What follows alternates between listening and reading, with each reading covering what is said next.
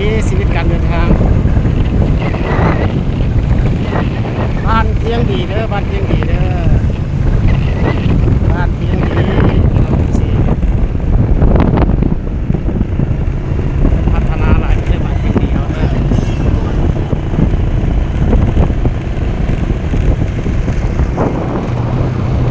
บ้านเพียงดีใหม่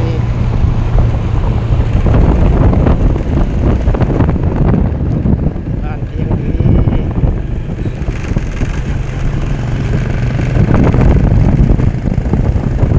สบายดีสบายดีบ้านเพียงดีบ้านเพียงดีบ้านเพียงดี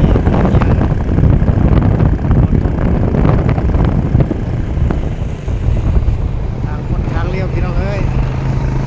ประหยัดพรรณนา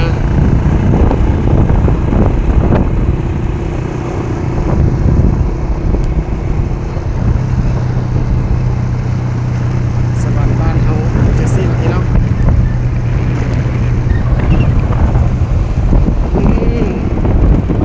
ไปนำกันสองคน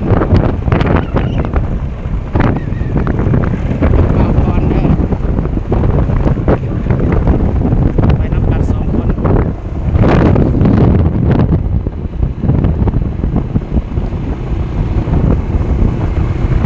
บันทึกการเดินทาง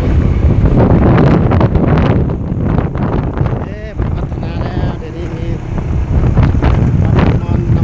ำมีเรือนมีศาลบ้านคนเป็นโรงเรียนวิชาชีพ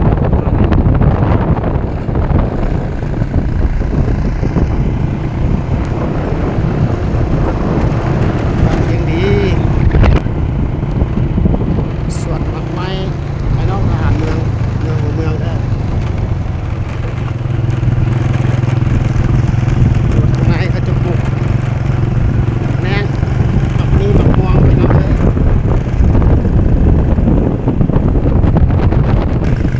นี่เป็นห้านค้าเก่าเด้อห้านค้าเก่าเด้อ